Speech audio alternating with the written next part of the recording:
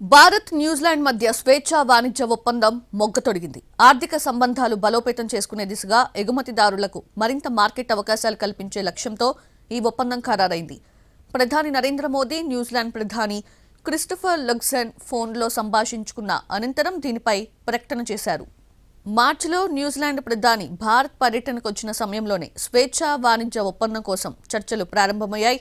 9 నెలల్లోనే ఒప్పందం ఖరారవడంపై ఇరువురు నేతలు హర్షం వ్యక్తం చేశారు. దీనిపై 3 నెలల్లో సంతకాలు చేసే అవకాశం ఉందని, వచ్చే ఏడాది నుంచి అమల్లోకి రావచ్చని భారత వాణిజ్య కార్యదర్శి వెల్లడించారు.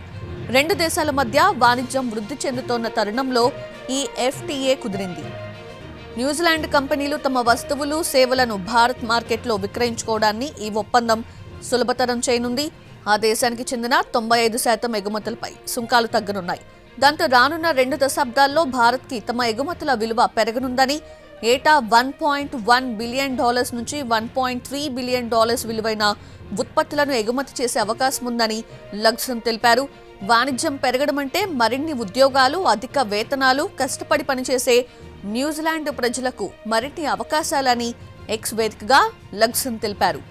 రానున్న 5 ఏళ్లలో ద్వైపాక్షిక వాణిజ్యం రెట్టింపు కాగలదని, 15 ఏళ్లలో న్యూజిలాండ్ నుంచి $20 బిలియన్ పెట్టుబడులకు అవకాశం ఉందని మోదీ, లగ్జన్ విశ్వాసం వ్యక్తం చేశారు.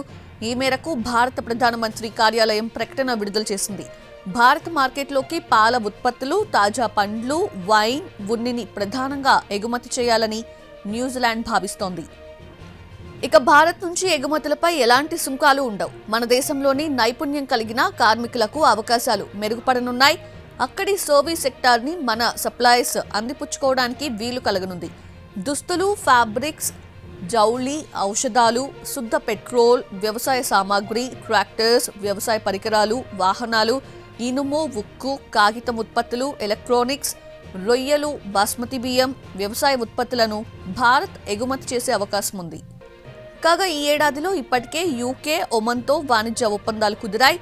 అమెరికా, యూరప్తో ఇంకా చర్చల దశలో ఉన్నాయి. ముఖ్యంగా గల్ఫ్ దేశాలతో ఆర్థిక బంధం బలోపేతంపై భారత్ ఫోకస్ పెట్టింది. మస్కట్లో భారత్, ఒమన్ ప్రతినిధులు స్వేచ్ఛా వాణిజ్య ఒప్పందంపై సంతకాలు చేశారు. మరోవైపు యూకేతో భారత్ స్వేచ్ఛా వాణిజ్య ఒప్పందం కుదుర్చుకుంది. యూకే ప్రధాని కీర్ స్టార్మర్, ప్రధాని మోదీ ఈ ఒప్పందాలపై సంతకాలు చేశారు. దీనివల్ల ఇరు వాణిజ్య సంస్థలకు మేలు జరగనుంది.